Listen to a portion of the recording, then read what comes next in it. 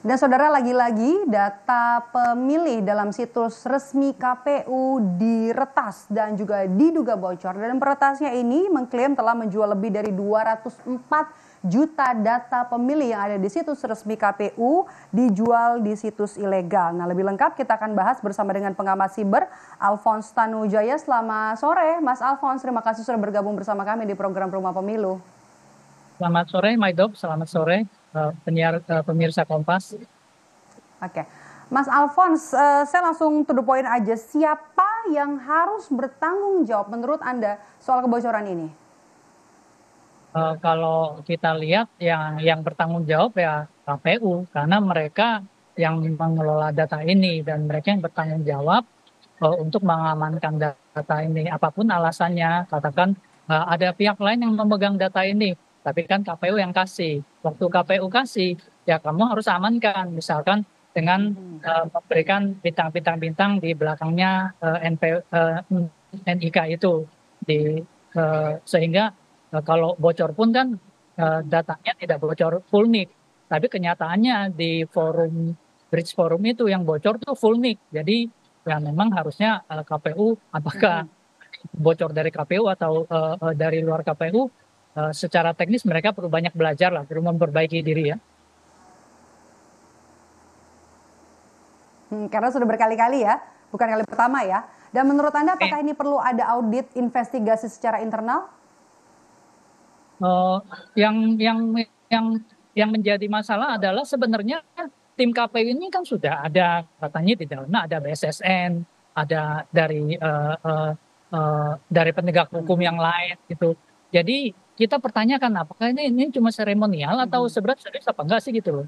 5 tahun lalu bocor, tahun ini bocor. Apakah kita jadikan satu kebiasaan saja 5 tahun lagi bocor? Tiap pemilu itu data pemilih itu kita relakan bocor gitu. Oke. Harusnya kan bisa belajar ya.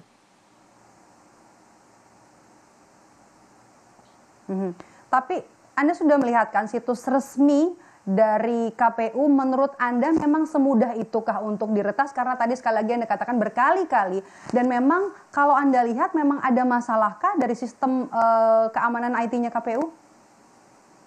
Kita perlu mendudukkan yang benar juga, yang tepat juga. Jadi gini, DPT yang diumumkan ini merupakan kursi panas yang harus diambil oleh KPU setiap kali pemilu. Dan DPT ini masalahnya adalah datanya kan Setuju. ratus. Nah, dan harus dibagi dan masyarakat harus bisa ngecek, masukin nicknya atau masukin kredensial lainnya, dia bisa ngecek, gua masuk TPS yang mana gitu kan.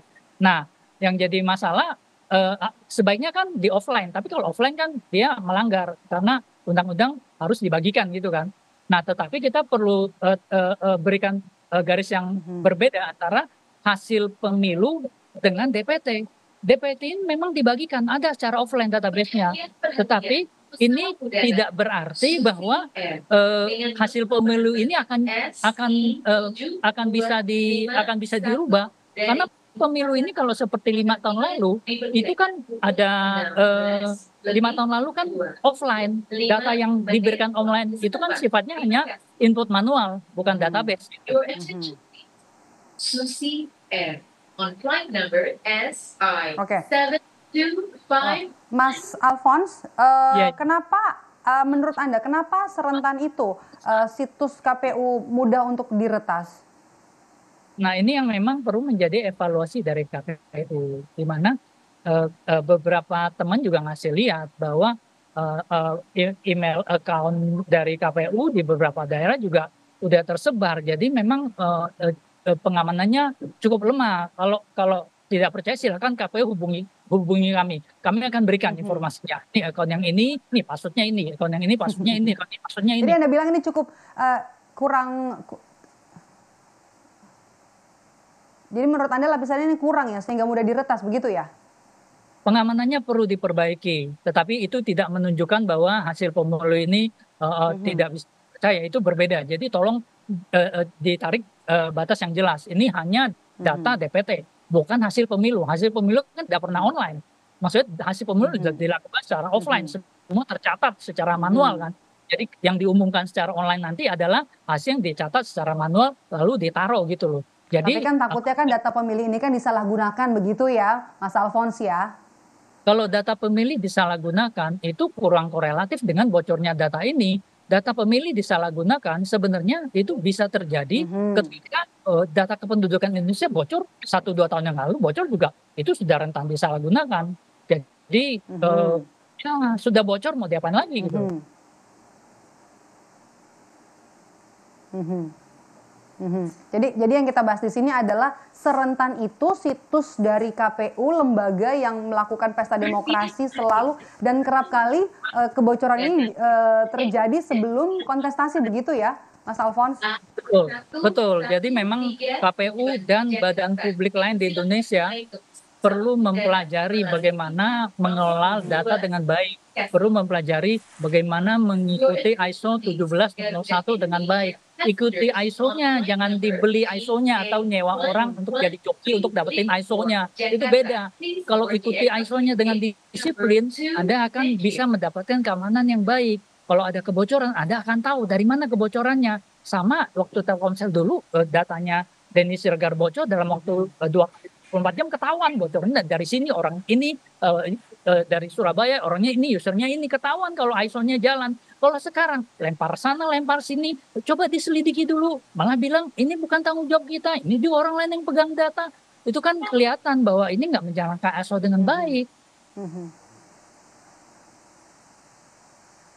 mhm. Oke, berkaca dari apa yang sudah pernah terjadi juga pada situs resmi KPU, menurut Anda langkah mitigasi yang paling pertama harus dilakukan dan step-stepnya harusnya seperti apa, Mas Alphonse? Sebenarnya kita hanya perlu kejujuran ya. Kita bukan mau menyalahkan, mohon jangan salah dimengerti. Setiap insiden security perlu diketahui secara detail bagaimana terjadinya. Jangan setiap kali itu ditutupi lalu diharapkan untuk mereda terus udah selesai. Kita nggak belajar apa-apa.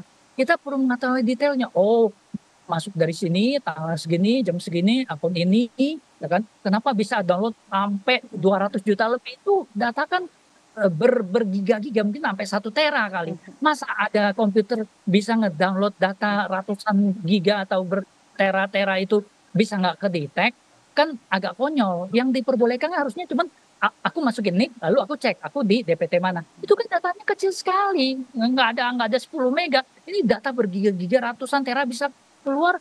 Nah itu perlu jadi pertanyaan, perlu diperjelas dari mana. Apakah memang ada akun dari pejabat KPU yang bobol dan digunakan untuk melakukan download atau apa kita nggak tahu. Mhm, Itulah yang harusnya dijawab. Jadi mhm.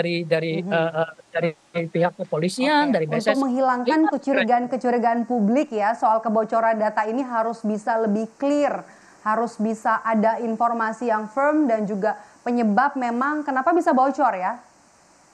iya supaya kita belajar lain kali tidak bocor lagi. Di sini kan tiap kali terjadi kebocoran di Indonesia Mhm. berusaha diredam aja Oke, udah, moga-moga publik lupa gitu. Ya itulah yang terjadi, akan terjadi lagi kalau kalau kita nggak pernah belajar akan terjadi terus gitu. oke.